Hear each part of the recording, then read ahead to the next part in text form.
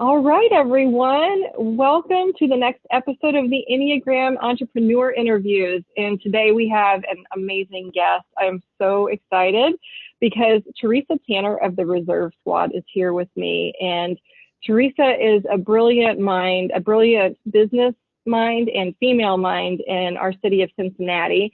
And she's going to talk a little bit about the business that she created, as well as leading with an Enneagram type 3 motivation. So Teresa, welcome to the Enneagram Entrepreneur Interviews. Thank you. It's awesome to have you.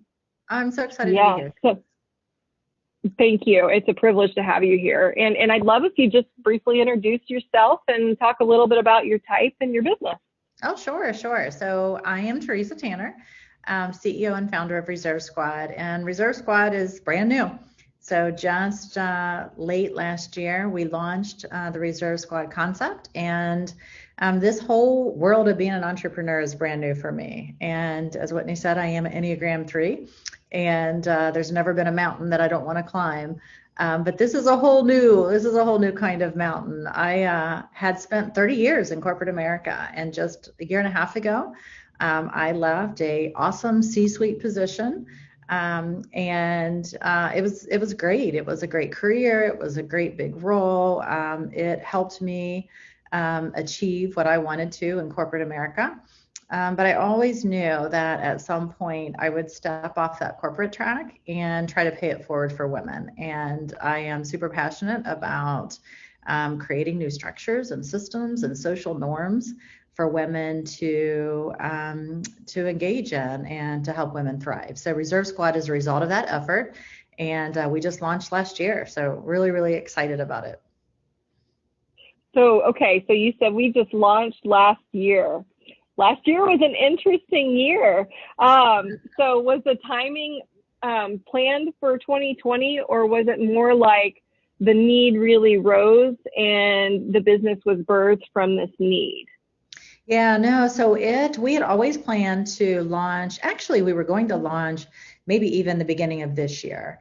But before we even knew what COVID was, and before that was even a thing, I began looking at some of the things that are hard for women. And one of the things that are really hard for women is to kind of juggle that career and home. And often about mid-career, when we're trying to build our career and we're trying to build our family, things just get tough. And so often women want to continue working, but they just can't do it within the framework that corporate America has today. They can't do it in that Monday through Friday, 9 to 5 structure. And so, I thought, why are we requiring women to fit in this framework when that's really not necessary? We need resources, talent resources that will help us on a project base. We need talent resources that will help us with temporary labor or with consulting. And typically when we need those type of resources, we go externally. And I thought, why are we doing that? We're letting all of these wonderful women leave when we could allow them a more flexible way to engage in work. So why are we letting them go? Why don't we insource some of that temporary and contingent labor that we outsource today? And why don't we let women, specifically women that most often are needing to have a more flexible schedule due to childcare or an elder caregiving, why don't we let them interact with us in different ways? So Reserve Squad helps companies create that infrastructure. We develop a new workforce. We insource that talent. We call reservist. Those are the employees that are in the Reserve Squad. And these are people that have worked for the company before and want to stay with them, but do it in a more flexible manner. Gosh, that's brilliant. And I just want to call out such an appreciation for recognizing the gap and doing something about it. Because I've been there. I mean, I've been one of those women in the workforce at a crucial time, both in my career and in my family. And to know that there's a resource out here setting precedent for a new way to be employed as a parent or as a caregiver, and find safety and security, because it's coming from the inside, it's coming from the roots of the business. That's really powerful.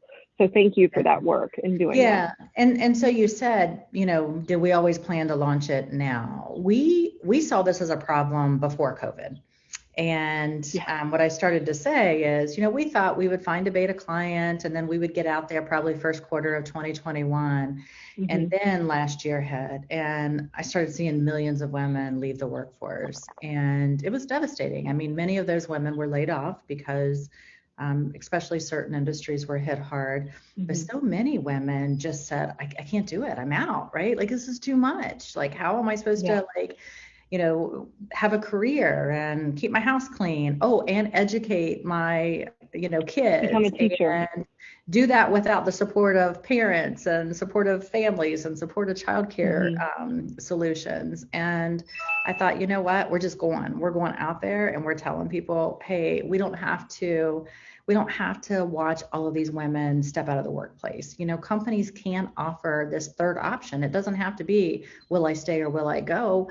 No, kind of stay in relationship with us, but let's stay tethered to this company and contribute in a more flexible fashion. And then when you're ready to step back into traditional employment, traditional roles, you can do that. But what I thought was a good idea before the pandemic has now become, I feel like, an imperative. We have to do something. Necessary. Yeah, we have to do something to help women have more options, because right now there isn't enough. There's not enough options. Are you comfortable sharing an example of what that could look like in a company, just to I certainly want to be careful about, I know these are offerings that the Reserve Squad, or it's proprietary to them, so I don't want you to give away anything you don't feel comfortable with, but if you could give an example of what that could look like, just so people understand that there is a third way and what that possibility could be. Yeah, sure. So we're not a broad staffing marketplace. So a lot of folks think, oh, so you have a bunch of reservists that you can deploy. No, what we do is we're really trying to address the systemic and structural issues. So we are partnering with companies. So we sell to a company that, hey, let us come in and create a new workforce for you. So you've got your part-time and you've got your full-time FTE. We are going to create a reserve workforce for you. We go in and we solicit women that have worked for them even up to 5 years ago and say, hey, we now have a new job code that you can join. So why don't you come back and join us as reservists if you're not working anywhere? And then we create a new structure so that as women need to kind of weave in and out of different types of work, they can go into reservist status. And my company just manages that entire workforce. So we help the company, instead of getting that temporary labor sourced from external, we help them tap into their reserve talent pool. For every reservist, we keep their skills up to date. So every single reservist gets an individual development plan. They get training. They actually get put into small groups. So they get to take advantage of small group coaching where they're connected to other women that are going through a similar journey as they. We keep them up to date on what's going on at the company so they feel part of the family. So we truly keep them in relationship with the company, continuing to learn and grow and feel part of that company. And then we work with the company to give them part-time jobs that they would, again, typically source externally. Man, that's amazing. That is amazing. And, I always think about the first thing I know that, like, a lot of stay-at-home moms say that have left the workforce. The first thing they say is, well, there's this big hole in my resume from, and I'm like, this is the most beautiful solution to that, outside of just being a company, just being okay with the experience of being a stay-at-home mom actually counting, which it should. It should. Yeah, I mean, if anybody can multitask, yes. It's a stay-at-home mom. But anyway, no, but that's brilliant because it solves for that.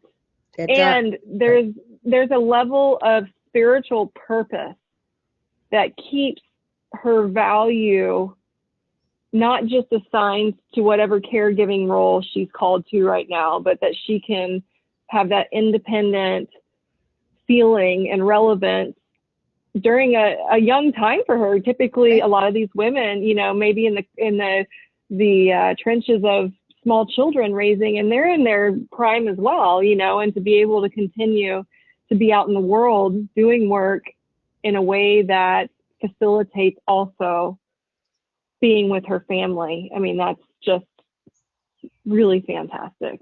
Right. So, yeah. And the gap in the resume is a big deal. I mean, Yeah. women face discrimination based on that. They face bias. Mm-hmm. To your point, it's not like they lose all of their skills or intelligence or ability when they leave. They only continue to build it. But, I saw a statistic that if women take even a year out of the traditional corporate track, it can hurt their earnings by 39%. And so what you see is, women just get lost sometimes. They don't know how to navigate back. They come back underemployed, or they come back into their profession, but for whatever reason, even if there's a small gap, there's a belief that these women need to go backwards in their career, and it's just so frustrating. So to your point, we have to create different structures where women can stay engaged and don't have this gap and don't have the challenges of trying to get back. Well, and Teresa, also know that they have an option. Right. Like even just the power of that net that you've created, just to know that they have the option now. Right. They don't, like you said before, they don't have to pick one or the other. There is a middle road. So yeah, that's really amazing. So real quick, with regard to your career prior to entrepreneurship, can you share a little bit about your background that would have given you the tools you need to do something like this? Sure. So I mentioned that I was a C-suite executive. I actually spent about 10 years at that level of leadership with our company, and I was a head of HR for 6 of those years. So was very tuned in to what was happening within our talent pipeline, mm-hmm. seeing mm-hmm. that leakage at mid-career, which again contributes to us not having the right amount of representation at the top of the company. So, so mm-hmm. often in corporate America, I worked on strategies to help keep women in the workforce. But often either women felt like they had no other choice but to leave, or they wanted to stay home, which I think is an honorable and wonderful decision. Mm-hmm. But unfortunately, the consequences are high to that decision, mm-hmm. very, very high. And I don't think women should have to make that binary choice between, am I a professional or am I a mom? There should be a way to be all of that and do it at the speed and the way we want to do it. So I saw some of those struggles, and I did a lot of innovating to try to keep women in and help them manage all of that. But there is also no one managing this in between, right? We have a lot of returnship programs where people help women ramp back up, and we have a lot of programs if you're actively in. But this period where you're out, nobody's actively managing and staying in relationships. So I saw that in my career as a head of HR. And then I went on to lead other functions. I ran all of our marketing and PR and real estate and our buying, our procurement and sourcing, community economic development. So a wide range of things. I was the chief administrative officer for Fifth Third Bank. So was able great to bank. See, yeah, thanks. They are a great bank. And so was able to mm-hmm. see just a lot of the challenges, and also seeing how inefficiently, sometimes we leverage our talent, both internally and externally. And, not only do I think this is a great thing for moms and women, of course, but companies, wouldn't you rather give some of that temporary work to people that you've already hired, that know you, know your customers, know your technology? Onboarding is so hard. Onboarding a new employee. Right. Training, like this solves that huge issue, which it has nothing to do with the one you're actually addressing. It incrementally solves a really incredibly big challenge for companies, because Absolutely. Even if it's temporary work, somebody's taking the time to train, somebody's taking the time to onboard, assimilate to company culture. It's very costly. I mean, the solution that this brings is just like insanely awesome. All things. We think so too. We're excited to get it Yeah. out to everyone. Yeah, I was thinking about that because I worked on some onboarding stuff at a company I worked for, and I just remember it was an uphill battle, Right. and it doesn't have to be. Now, I do have a question for you, and then we'll talk a little bit more about the Enneagram, but this is just such a great topic. Do you ever get men or that have to leave for caregiving or for parenting, or is it primarily women? So we definitely start the conversation talking about women because I know that this benefit will disproportionately benefit women right now, Sure. right? Hmm. Because No question. it's more often that women are in this position and are making this decision. With that being said, it is absolutely open to men, and I have a not so secret agenda to try to encourage more men to have that opportunity as well. And in my situation, my husband took that role as we saw that I was, on a road to a big, chief executive job. We knew that someone needed to invest more at home, and he decided to make that sacrifice. But it's hard. It's hard on women, and it is really hard on men. And Hmm. the social norms and social expectations don't always support that decision. And so, Yeah. what I love about Reserve Squad is it creates that safety net for both men and women to say, I'm not turning my back on my career forever. As a matter of fact, I can continue to work here and there. I can continue to build my skills through the training platform. I can continue to have something on my resume because, Whitney, the world really changes when we start seeing more men make those decisions. I And so, agree. but it's not going to happen without a support infrastructure. And Hmm. I call it the three S's of change, right? We need systemic change, we need structural change, and we need change to social norms. And until we Hmm. get all of those, and what I love about Reserve Squad is it does all of those things. It has the power to really start shifting how we think about some of these things and creating structures to engage and work differently. And that's the kind of boldness we need because we're not making progress fast enough. And Hmm. we're not going to get any different results when we keep trying to manage in the infrastructure we have today. Yeah. Yeah. Well, and I would venture to say that it's very divine timing that the idea started to be kind of fleshed out during a year when the systemic problems that have always been there were completely exposed. Right. So I'm grateful that you had the wherewithal prior to the pandemic to already be starting this so that you're ready to receive, because I imagine you're probably very busy right now. And I am so hopeful that you are and glad that you're here. So yeah. So I would love to hear a little more because we are talking a little bit of Enneagram. I just love to hear a little more about your journey with it, how long you've been working with it, and what that looks like. Yeah, so I was introduced to the Enneagram just a few years ago. I was actually in a group at church and someone had mentioned it. And I'm like, what is this Enneagram thing? And honestly, because I had been, a chief human resources officer for 6 years, I thought that I had seen every assessment available to man, right? I had done them all.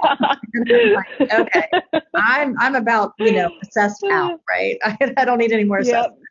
Um, Yep. but it piqued my curiosity because people were just using different language as they talked about it. And so I went online and I did it. And I got to tell you, I fell in love with it immediately. I'm like, this is using language that I hadn't seen before in the context of an assessment. Mhm. And to say it hit, of course it gets you, right? It's you, right? So there's no kind of hiding from it. It's you. But it just helped me see even different dimensions with myself that any other assessment hadn't. And, just helped me. I think it puts greater nuance to other styles as well. And Mhm. I really appreciate it and fell in love with it. And as a matter of fact, I had mentioned that every reservist gets put in a small group. We call that small group balanced endeavors. And we really, because we also want to serve these women during this period, and work-life balance and balance doesn't become a non-issue when you stay at home, right? Right. I'm sure every stay-at-home mom would be like, yes, that's right, right? It doesn't just solve it, right? You're still Absolutely. balancing a lot. So we walk with women to help them learn how balance can really be achieved. And we give them education, but we also use the Enneagram as a tool in those groups, for Good. women to really understand where they're at and how do they really craft a future that works for themselves and their family. But I That's just love it, great. just love it. Good. Okay. So, we kind of laughed a minute ago talking about discovering your type and how that can kind of shake you a little bit. So how were you able to determine that 3 was the type that you lead with? Well, there What was, stood out? um, definitely very achievement oriented. Hmm. I I've never seen a mountain I don't want to climb. So I'm very much around performance and achievement, getting things done, very quick to action. To be honest with you, the part of the assessment when I read it that bothered me the most was this kind of public accolade type of thing. And I never thought that would be me, right? I'm like, I'm not. I'm very humble and I'm very like, I'm never the one that's jumping up and going, looking at me and da da da. And then the more I really started understanding what that 3 was, I'm like, there's probably, I'm almost like narcissistic in my humility, right? Like I'm almost like, As a lot of us are, to be fair. I will offer you some grace in that, but I know exactly what you're talking about. it That's was so like I funny. really had to do some Oh, reflection, and I'm like, I'm almost overly proud of my humility. There's something strange about that. So it was really good, but also, having that people pleasing bent, right? And just mhm. really wanting to be seen as a good performer for everyone, whether that's in Yeah. my personal relationships or my work, but really wanting to kind of feel the love from that performance. And so I really kind of saw that piece of the Enneagram, and it was a great kind of self-awareness journey. But also, it also just helped me realize that that is also a strength, right? It is such a strength Mhm. to just get things Oh done yeah. and to tackle the big problem and to have the courage to take it on, even when you don't know how it's going to end, but Mhm. feeling confident that there is an upside. So I also am very, it definitely felt like who I was. Yeah. Yeah. Well, and 3s are excellent at understanding their surroundings and being able to assimilate to them in order to be relatable, which helps them in business tremendously. I mean, I've seen just some of the most magnificent leaders of business who they are able to identify with pretty much anybody that they're with, which can be a blessing and a curse, right? You want to maintain your own identity, but also they provide that level of comfort because they are identifiable people with others, providing that comfort to the recipient that is engaging with the 3. And so it can be a lovely quality in business for sure. Um, so yeah, and I'm an 8, so I'm a big doer as well. We both have our work as aggressive stances in the heart space and kind of reeling those emotions back. Okay. So I can relate to that and to just like the execution.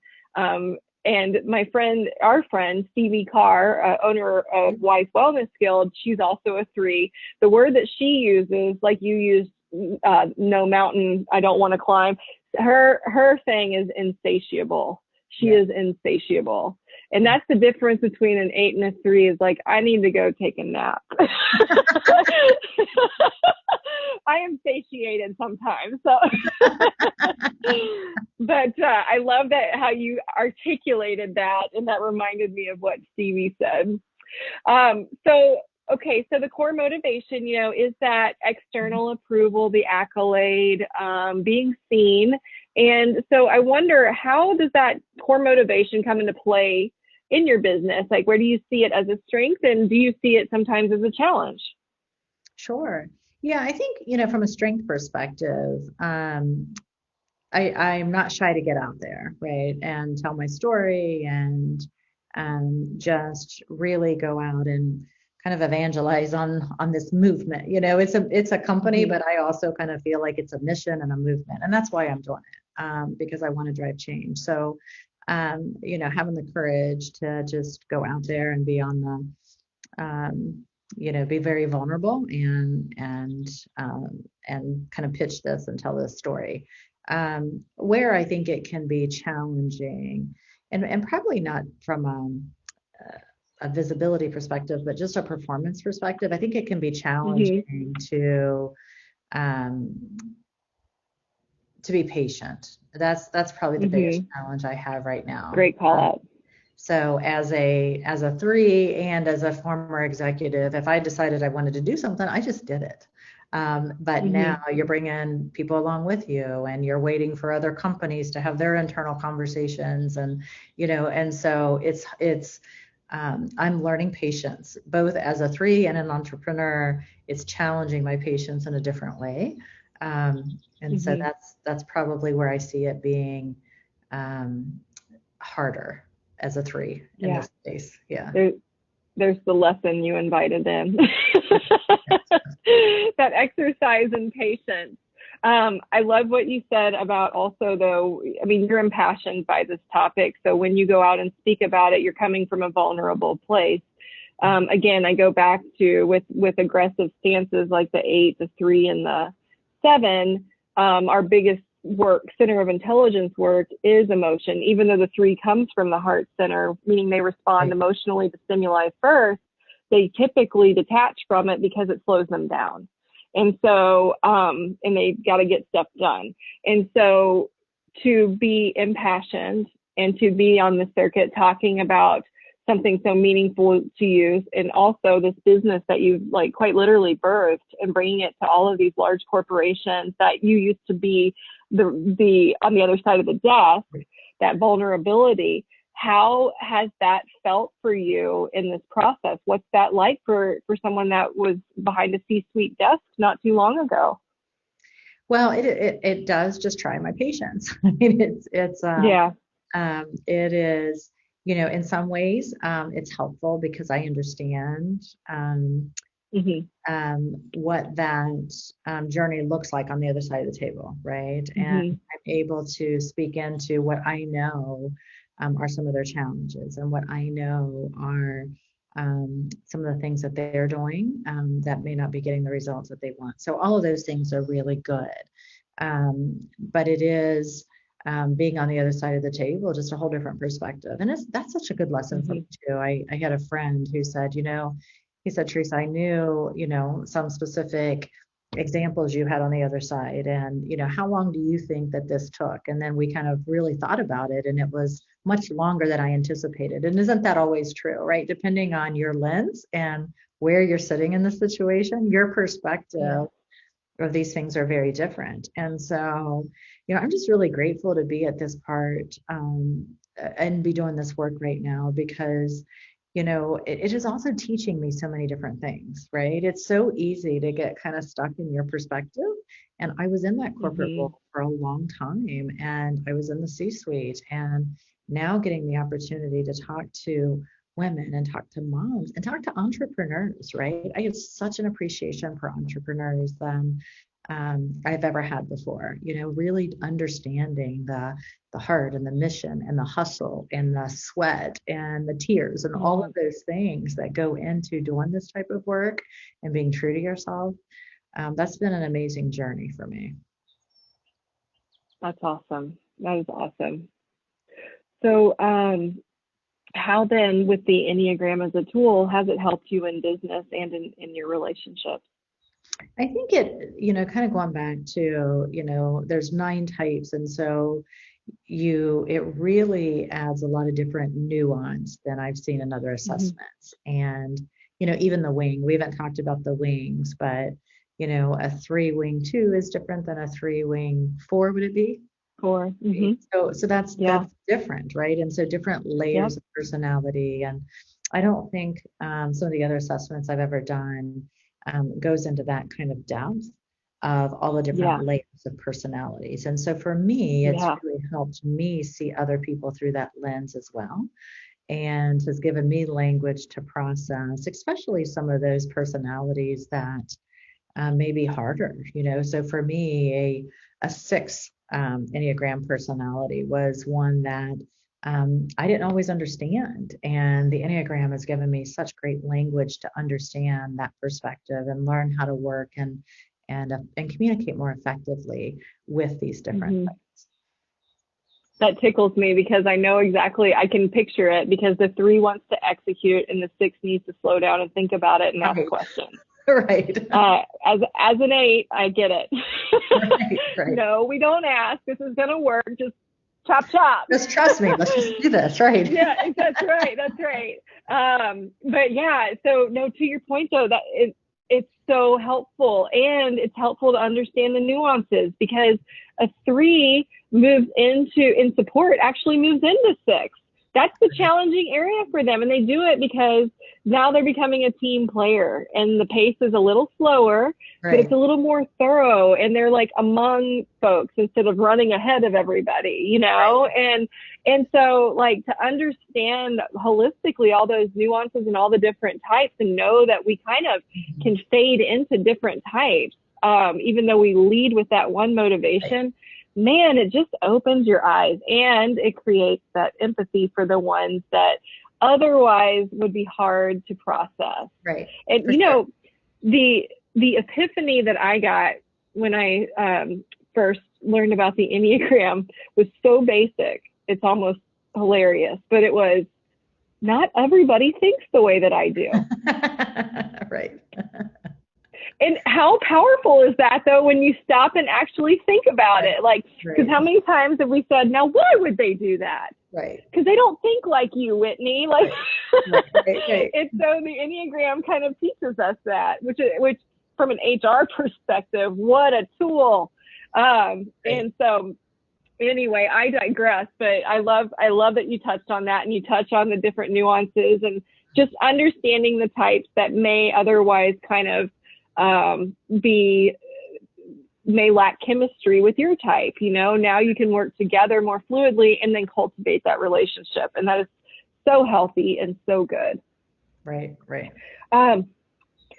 So Teresa, what kind of cool things do you have coming up with Reserve Squad? Anything new or anything you want to share about, more on those coaching groups? I'd love to make sure our audience knows what opportunities are coming up. Yeah, sure. So we continue to talk to companies about Reserve Squad. So certainly if you work at a company that you think needs Reserve Squad, reach out to me. So you can go to my website, you can go to my email, teresa.tanner@reservesquad.com. And then also those small group coaching groups that we talked about, the Balanced Endeavors, where we integrate, monthly learning and peer coaching. That's available for anybody. So that's one product that we kind of sell a la carte outside of the Reserve Squad. So if you're interested in what a small group might look like for you, let me know, and we can get you connected. Super. And where can people find you? So I am on Instagram and Facebook and LinkedIn. Follow us on all of those things on Instagram and Facebook. It's My Reserve Squad. And reservesquad.com is our website. And you can also link over to Balanced Endeavors from our website that talks a little bit about that small group coaching program. Awesome. And so I just want to reiterate to the viewers, it's My Reserve Squad on Instagram and Facebook, and then Reserve Squad elsewhere, right? That's right. Okay, great. Well, this has been a really fun conversation. I've learned so much. I just love supporting and cheering you on with your mission. And I'm really happy that your company exists and they're making big changes and hopefully continuing to shatter the glass ceiling. Yes. Something I'm a big fan of. So thank you for being with me today. All right. Thank you, Whitney.